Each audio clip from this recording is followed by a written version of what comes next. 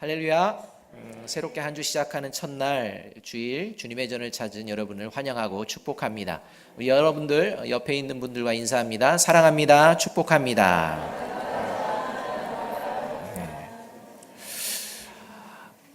오늘 어떤 말씀을 사실 준비해야 될까 많이 고민을 좀 하였습니다.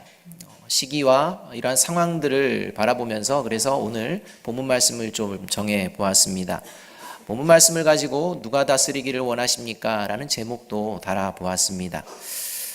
지난주에 나라와 민족을 걱정하고 사랑하는 마음으로 우리 나라 가운데에 대선이라는 참 귀중한 일들을 우리가 치루었습니다. 이렇게 대선을 치렀는데요. 그 결과를 이제 마주하며 우리나라의 이 미래가 어떨 것 같다고 생각이 되어지십니까? 또 내가 생각하기에는 우리나라의 미래가 어떻게 되기를 원하십니까? 그렇게 되기 위해서 우리가 무엇이 가장 필요하다고 생각하십니까? 이 질문에 우리가 한번 오늘 말씀을 통해서 그 대답을 듣는 저와 여러분이 되어지기를 간절히 바랍니다. 오늘 우리가 읽은 본문에는 나라의 미래를 생각하며 이 나라의 미래를 위해 가장 필요한 것이 무엇인지 이야기하는 두 사람의 부류가 등장합니다. 한 사람은 당시 사사로 이스라엘을 다스리던 이 사무엘입니다. 또 다른 부류는 이스라엘의 백성을 대표하는 이제 장로들입니다. 오늘 본문의 내용은 이 사무엘이 이제 하나님의 뜻을 따라서 이스라엘을 다스리고 있던 이 사사시대, 이 사사시대가 이제 마감이 되어지고 이제 왕정시대로 이렇게 변화가 되어지는 이러한 과정, 그러한 과정의 말씀입니다. 당시 이스라엘은 이 블레셋이라는 이 강한 군사력과 이 조직을 갖춘 이 강력한 나라의 위협 속에 처해 있었습니다. 그에 비해서 이 이스라엘의 상황은 이 잘 갖추어진 조직이나 체계가 없었습니다. 이스라엘을 다스리던 이제 사무엘은요, 늙어가는 이제 나이가 많이 든 상태가 되었습니다. 또 사사로 새롭게 세움을 받은 이 사무엘의 두 아들들은 이 죄악을 일삼는 이러한 모습 가운데에 있는 상황입니다. 이러한 현실의 모습을 보며 이제 사무엘은 곧 죽을 텐데 이런 사무엘이 죽고 나면 이스라엘을 다스릴 자로 과연 사무엘의 아들들이 적합한가라는 고민을 할 때 이것은 아니다 라는 생각을 이스라엘 장로들이 이제 하게 된 것입니다. 누가 보아도 맡겨서는 안 됩니다. 그래서 어느 날 이러한 고민들을 했던 이스라엘 대표들이 이제 사무엘을 찾아와 이제 함께 이야기했던 의견을 이야기합니다. 5절 말씀이 그 말씀입니다. 그에게 이르되 보소서 당신은 늙고 당신의 아들들은 당신의 행위를 따르지 아니하니 모든 나라와 같이 우리에게 왕을 세워 우리를 다스리게 하소서라고 이렇게 말합니다. 여러분, 자신은 지금 늙어가고 있습니다. 그리고 자신들의 아들들을 보니 이 죄악의 모습들이 있습니다. 이런 것들을 알고 있으면서도 이스라엘의 장래에 대해 별다른 대책을 세우지 않는 것 같은 이 사무엘과 이제 작금의 상황들을 보면서 이스라엘의 현재 상황이 이러하다라고 언급하고 주변 나라를 살펴보며 나름의 대책으로 이제 이 나라를 위해서 왕을 세우는 것이 좋겠다라고 요구하는 이 장로들의 모습, 이 사무엘과 장로들의 모습 중 어떤 모습이 더 이스라엘의 미래를 걱정하는 모습처럼 여겨집니까? 어찌 보면요, 이스라엘의 장로들이 더 깊은 고민을 해보는 것 같습니다. 여러분, 이 이스라엘 장로들이 왕을 세워주십시오 라는 요구가 잘못된 것일까요? 여러분, 이게 잘못된 게 아닙니다. 왕을 세워달라는 거, 이거 자체가 하나님께 잘못하는 것이 아닙니다. 오히려 이스라엘의 미래를 위해서는요, 가장 확실한 것이 이스라엘을 다스릴 왕이 있어야 하는 것입니다. 이스라엘을 다스리는 자가 반드시 있어야 이스라엘의 미래가 보장이 되어진다는 것입니다. 그런 의미에서 왕을 세워달라라는 이 왕을 요구한 자체가 문제가 있는 것이 아닙니다. 문제는 뭐냐? 이제 왕을 세우되 어떤 왕을 세워야 되느냐? 여기에 문제가 생겨나는 것입니다. 이스라엘 장로들의 이 의견이 좋은 듯하나 문제가 있는 것이 바로 여기에 있습니다. 터키에서 있었던 일입니다. 각기 흩어져서 양을 치던 26명의 목자가요, 이 양들과 함께 모이게 되었습니다. 그래서 함께 하면서 이제 아침 식사를, 이 목자들이 모여서 아침 식사를 하게 되었습니다. 그런데 그 사이에 양 한 마리가 그 양의 무리에서 이탈해가지고 이제 풀을 뜯어먹으며 쭉 앞으로 나간 것입니다. 그러다 보니까 그 주변에 있던 양들이 어떻게 하겠습니까? 또 그 양을 따라서 이제 졸졸졸 또 가는 것입니다. 그러다 보니 또 다른 목자들의 양 해가지고 거기에 있던 양들이 그 양들을 따라서 계속 뒤따라 갔습니다. 어느 순간 수많은 양들이 그 대열에 서게 됐고 이렇게 나아가고 있었다고 합니다. 어떻게 되었을까요? 그 결론은 이렇습니다. 450마리의 양이 벼랑에 떨어져 죽었답니다. 그리고 1000마리의 양들이 이 벼랑에 떨어져서 다쳤다고 합니다. 이런 비극적인 일이 일어났습니다. 왜 이유가 뭡니까? 맨 앞에 가던 이 풀을 뜯어먹고 가던 이제 양이 가다가 멈춰야 되는데 이 멈추지를 못하고요. 그냥 풀에 집중했다가 그냥 낭떠러지에 떨어져 버린 것입니다. 한 마리가 떨어지니까 어떻게 합니까? 뒤에서도 따라오다가 그냥 떨어지는 것입니다. 그래가지고 450마리가 다 떨어져 죽고 그 다음에 나머지 양들은 떨어져 죽은 양 위에 떨어져서 그나마 1000마리는 좀 다쳤다. 이런 기사가 나왔습니다. 여러분, 양이 풀을 뜯어먹은 것이 잘못된 것입니까? 그거 아닙니다. 양은 풀을 먹어야 됩니다. 근데 문제는 뭡니까? 양이 풀을 따라갔다는 것입니다. 양은 풀을 먹는 존재지 풀을 따라가는 존재가 아닙니다. 양이 따라야 될 존재는 목자입니다. 여러분, 이것을 우리가 알아야 합니다.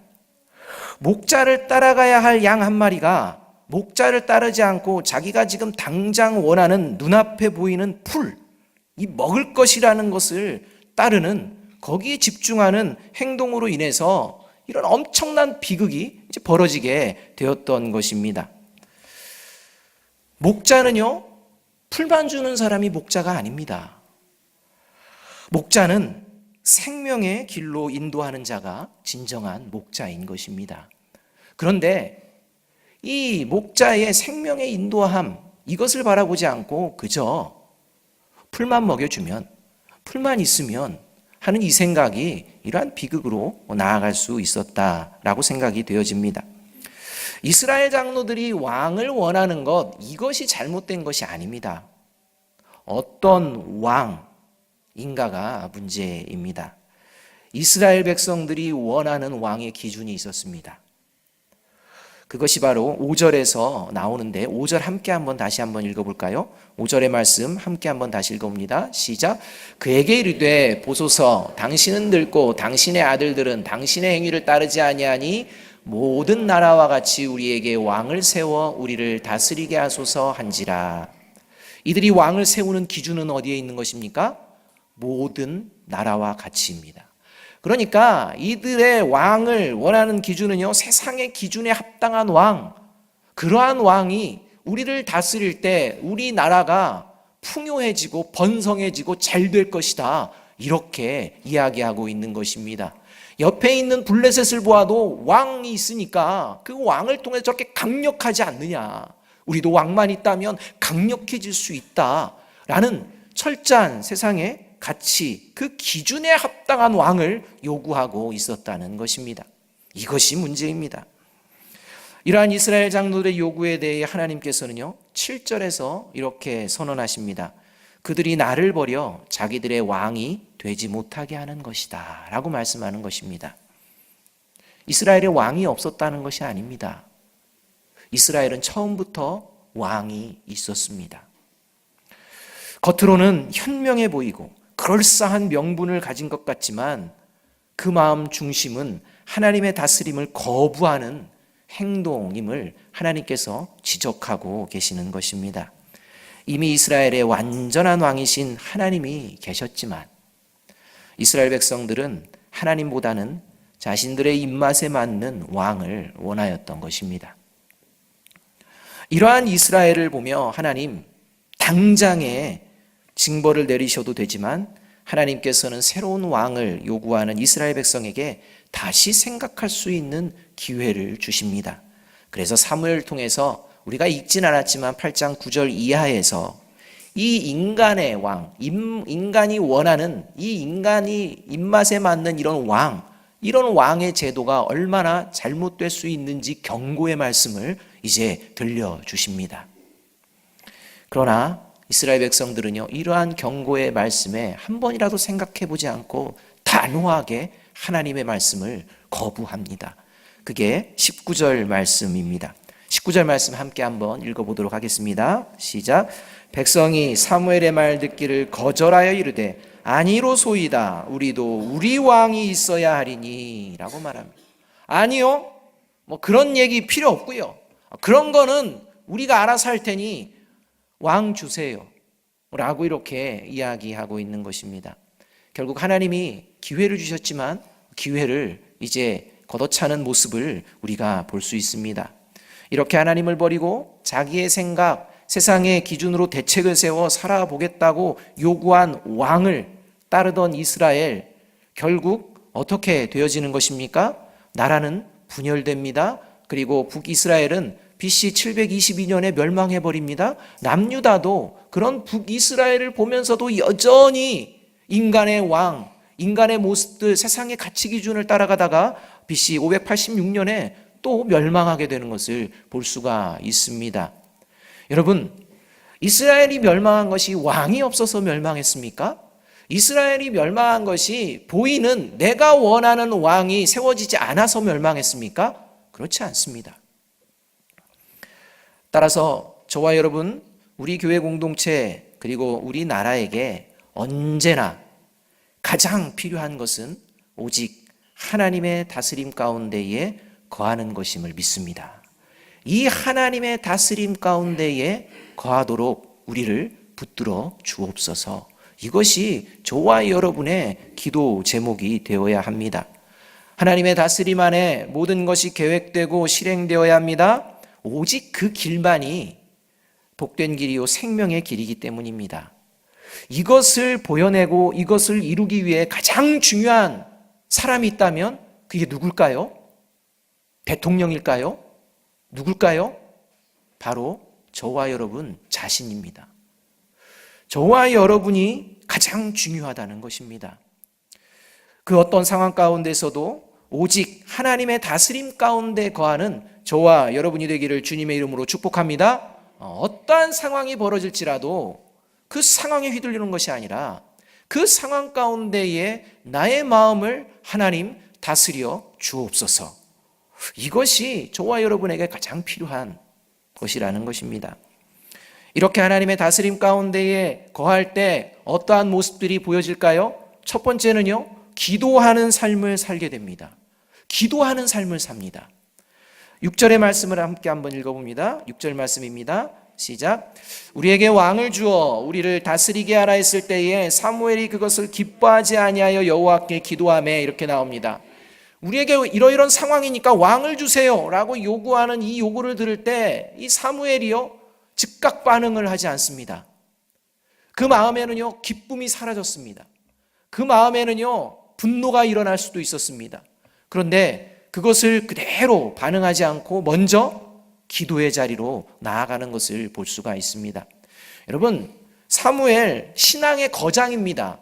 믿음이 대단한 사람입니다. 그러나요, 사무엘도 연약한 존재라는 것을 우리가 잊어서는 안 됩니다. 사무엘이니까 그렇게 할 수 있지 아니요. 사무엘도요, 저와 여러분과 같은 그런 반응을 언제든지 보여낼 수 있는 존재입니다. 그럼에도 불구하고 그런 반응으로 나아가는 것이 아니라 기도할 수 있었던 이유는요, 자신의 연약함을 그는 알고 있었기 때문입니다. 여러분, 사무엘은 얼마나 연약했느냐?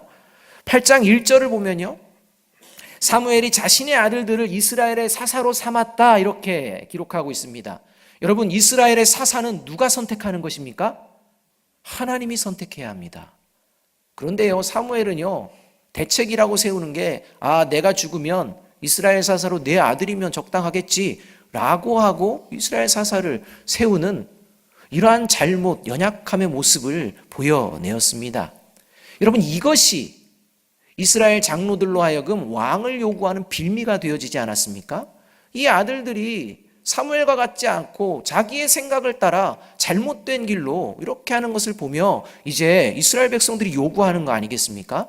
당신들의 아들을 보니 안 되겠습니다. 뭐 했습니까? 이런 이야기라는 것입니다. 엘리 제사장처럼 그 엘리 제사장이 그 아들들을 그 죄악에서 회개하고 돌이키게끔 하지 못했던 것처럼 사무엘도요, 그 아들들이 회개하고 돌이키고 제대로 된 신앙의 사람으로 세워지도록 하지 못한 이러한 부분이 사무엘에게도 있었다는 것입니다. 이런 연약함이 있습니다. 또 어떤 연약함이 있느냐? 사람의 말에 상처를 받는 이러한 마음도 사무엘에게 있었습니다.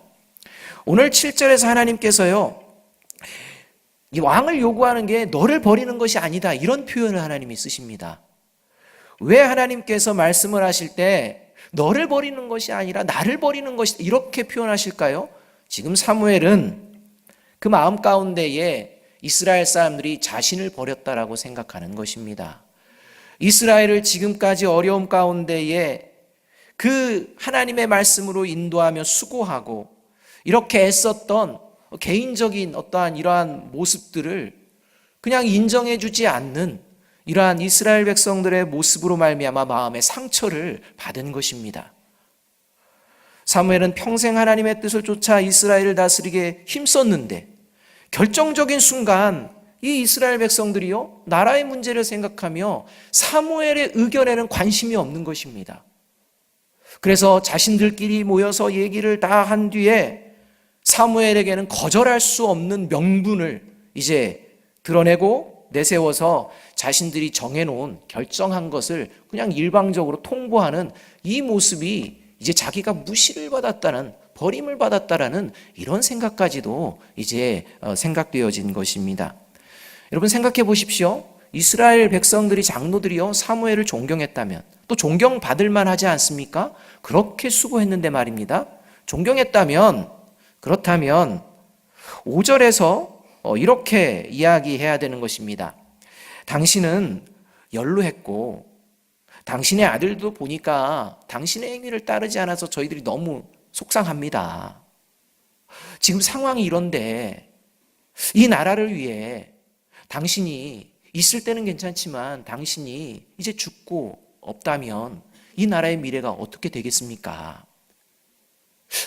혹시 좋은 생각이 있으십니까? 이렇게 물어야 되는 거 아니겠습니까? 전혀 그런 게 없다는 것입니다.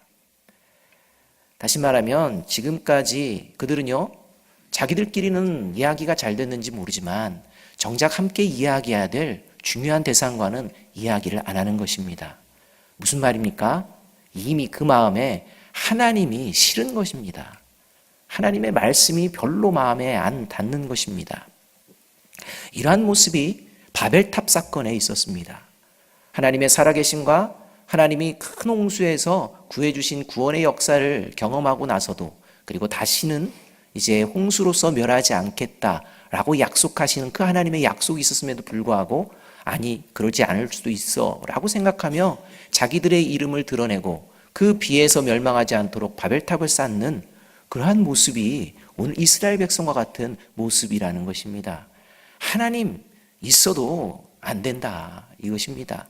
하나님 지켜주지 못할 것이다, 이렇게 생각하며 이제는 자신들의 생각을 가지고 나온 것입니다.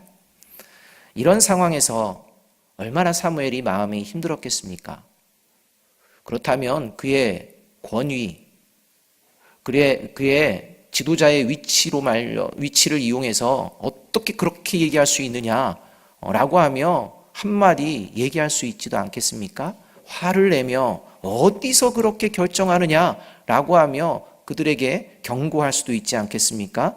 그런데 사무엘은 그 모든 것을 가지고 그 마음에 그 겪어지는 그 아픔도 가지고 먼저 하나님께 나아온 것입니다.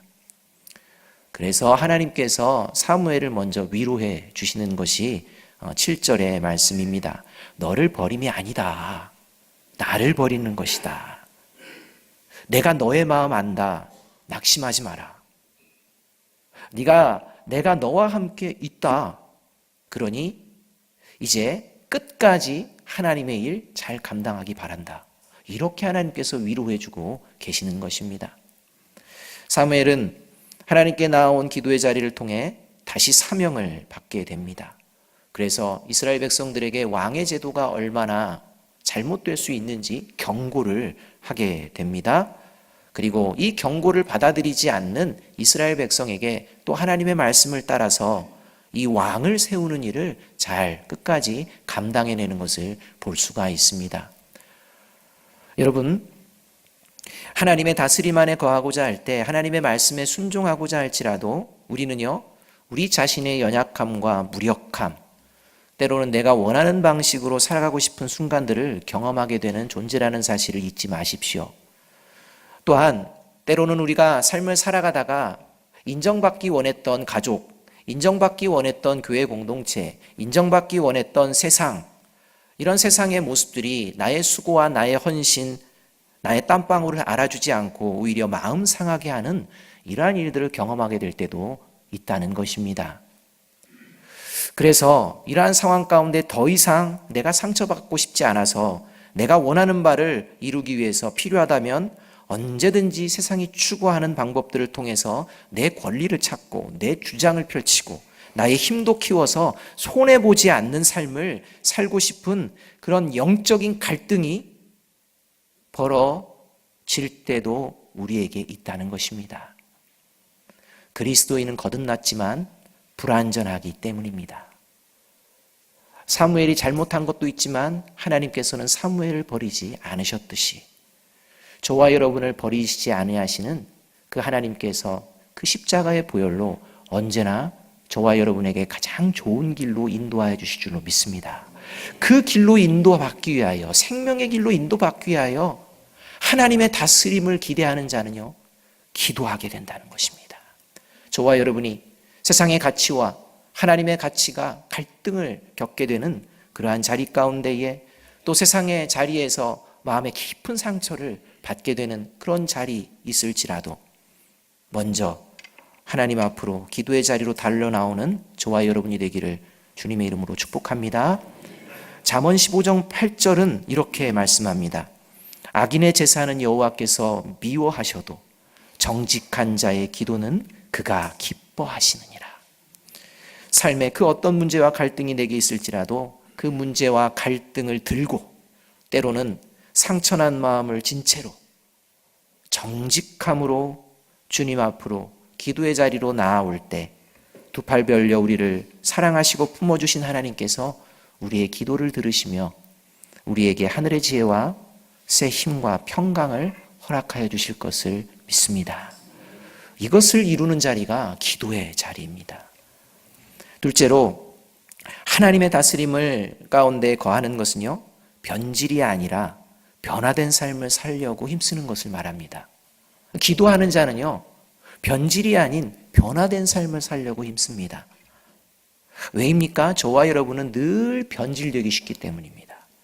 그냥 방치해 놓으면 변질됩니다. 이제 여름이 가까우는데요, 웬만한 음식이요, 여름 방치해 버리면 그냥 변질돼 버립니다. 그런 것처럼 저와 여러분이 변질될 수가 있는 존재라는 것입니다. 이스라엘 백성들이 그랬습니다. 8절의 말씀 함께 한번 읽어봅니다. 시작. 내가 그들을 애굽에서 인도하여 낸 날부터 오늘까지 그들이 모든 행사로 나를 버리고 다른 신들을 섬긴 같이 내게도 그리하는도다 입니다. 하나님께서 놀라운 구원으로 애굽에서 출애굽시켰던 그때부터 지금 왕을 요구하는 이때까지 하나님을 거스리는 이러한 모습들, 이 모습이 있었던 것입니다. 하나님께서는 이제 이스라엘 백성들이 원하는 대로 왕도 세워주십니다. 그런데 생각해 보십시오. 하나님께서는 왕을 세우고 그리고 하나님께로 다시 돌아오기를 기다리시며 계속해서 하나님의 사람들을 보내주십니다. 왕을 통해서 보내주십니다. 선지자를 통해서 보내주십니다. 다양한 방법의 하나님의 사람들을 하나님께로 돌아올 수 있도록 이스라엘 백성들에게 보내주십니다. 그런데 그렇게 자신들이 원하는 왕정 국가를 이루며 살았던 이스라엘 백성들이 거룩한 하나님의 나라의 백성답게 살아내었습니까? 아니지 않습니까? 결국 나라는 분열되고 북이스라엘과 남유다는 다 망해버린 거 아닙니까? 자기들이 원하는 왕정 국가였는데 말입니다. 무엇이 문제입니까? 계속 변질되어 나갔기 때문입니다. 다시 변질해서 돌이켜서 하나님께서 기회 주시는 사랑을 깨닫고 다시 하나님의 거룩한 백성으로 변화되는 것을 포기해버렸기 때문입니다. 그저 세상의 논리, 인본주의적인 시각에 푹 빠져서 그냥 그렇게 살아도 되는 것처럼 여기며 그냥 살다가 그렇게 망하는 것을 볼 수가 있습니다. 이스라엘 백성들은 하나님의 말씀을 언제나 들었습니다. 하나님께 언제나 제사했습니다. 아니, 기도도 했습니다. 그러한 것을 통해서 하나님의 말씀 앞에 하나님께 드려지는 죄사함의 제사 가운데에 또 하나님께 기도하는 가운데에 그들은 늘 자신이 변질되지 않도록 스스로 돌아보아야 했는데 그렇게 하지 않았던 것입니다. 오히려 그들은요, 형식과 외식만 넘쳐났고 자신들처럼 다른 사람들도 변질되도록 요구하는 모습들을 보여내며 살았던 것입니다. 오늘 본문에서도 마찬가지입니다. 자신들의 생각처럼 사무엘의 생각이 변해야 한다는 것입니다. 더 나아가서는요, 하나님께서 사무엘을 통해서 말씀을 하시는데 경고의 말씀을 들으면서도 아니요, 우리가 원하는 왕이 필요합니다 라고 하며 외칩니다. 그 무슨 말입니까? 하나님 변하셔야 합니다. 하나님 그런 방식으로는 안 됩니다. 우리 방식이 맞습니다. 하나님 우리 뜻대로 바꾸세요 라는 것입니다.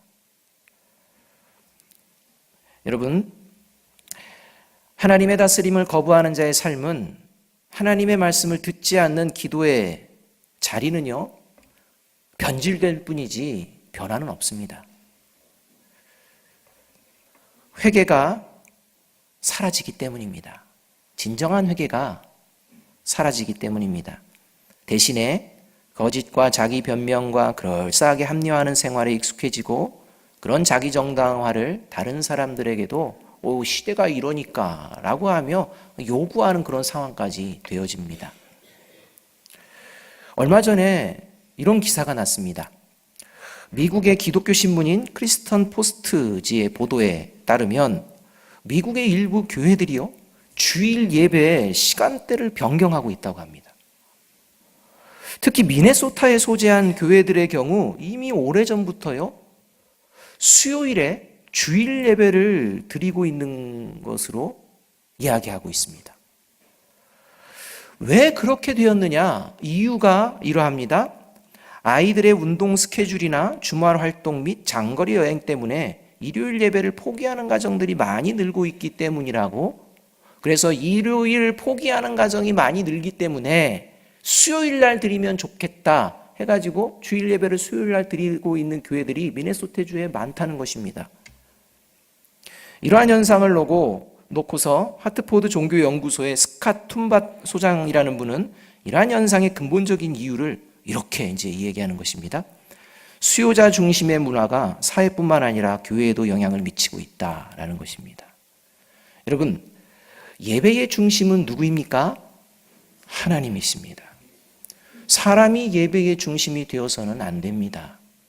여러분, 하나님의 말씀을 왜곡시키고 변질된 마음으로 받아들이는 자들이 아무리 많이 모일지라도, 아무리 그곳에서 예배할지라도, 아무리 그곳에서 기도할지라도 하나님은 그 예배를 받지 않으십니다. 그 기도를 가증히 여기십니다. 여러분, 주일 예배를 수요일 예배로 변화할 때 그들이 하나님의 말씀을 붙들고 기도하면서 옮겼을까요? 그렇지 않습니다.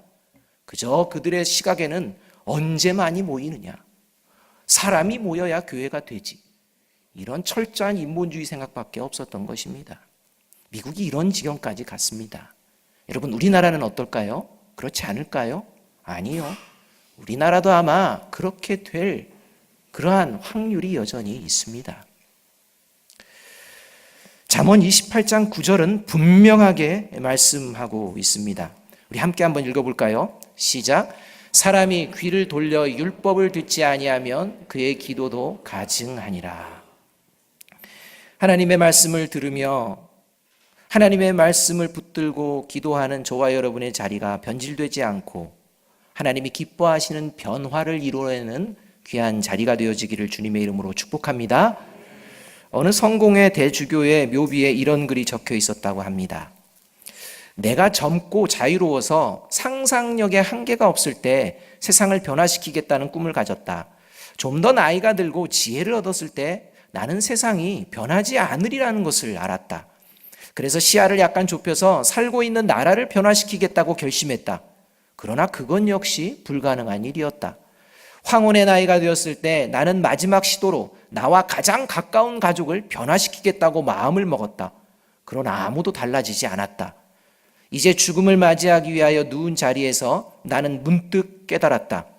만일 내가 나 자신을 먼저 변화시켰더라면 그것을 보고 내 가족이 변화되었을 것을, 또한 그것에 용기를 내어 내 나라를 더 좋은 나라로 변화시킬 수 있었을 것을, 그리고 누가 아는가? 세상까지도 변화되었을지. 이러한 묘비를 기록했다고 합니다. 우리 가정, 우리 교회, 우리 나라와 민족이 복되기 위해서 누가 변해야 하는 것입니까? 옆에 있는 분들에게 얘기합니다. 저입니다.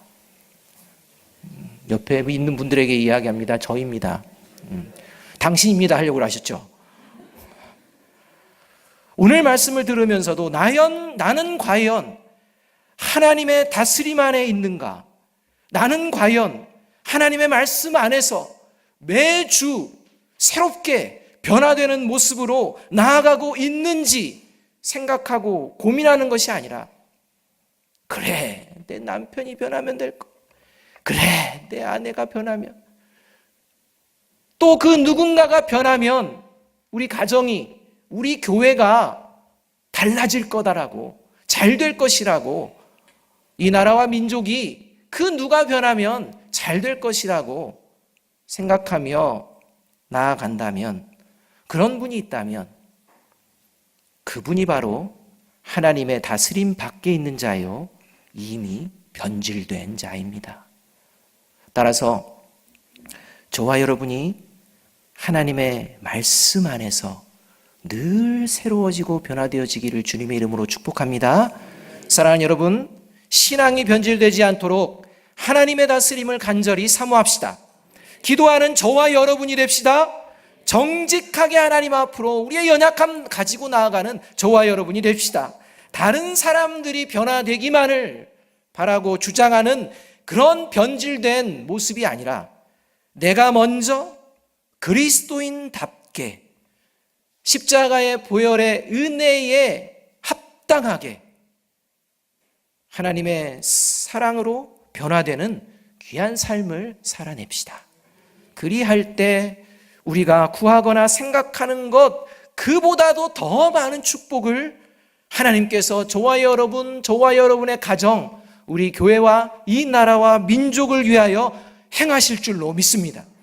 이번 한 주 하나님의 다스림 안에 거하기를 간절히 기도하며 삶의 자리에서 하나님의 살아계심을 증거하는 저와 여러분이 되기를 주님의 이름으로 축복합니다. 기도하겠습니다. 사랑과 긍휼이 풍성하신 아버지 하나님, 세상을 감당하며 살아가기에 한없이 부족한 저희들이기에 예수님께서 십자가의 보혈로 우리를 살려주신 줄로 믿습니다. 영혼의 목자 되신 하나님만 따르는 우리가 되게 하여 주옵소서. 삶의 문제로 인한 염려와 불안에 직면할 때마다 성령의 도우심을 구하며 기도의 제단을 쌓는 우리가 되게 하여 주옵소서. 하나님의 말씀으로 늘 새롭게 변화되는 삶을 살아내게 하여 주옵소서. 우리를 다스려 주시고 우리를 인도하여 주옵소서. 그리하여 세상의 빛과 소금으로 이번 한 주 영원한 생명의 나라인 하나님의 나라를 증거하는 복된 하나님의 자녀들의 삶이 되게 인도하여 주옵소서. 예수 그리스도의 이름으로 감사하며 기도하옵나이다. 아멘. 우리 다 함께 하나님께 찬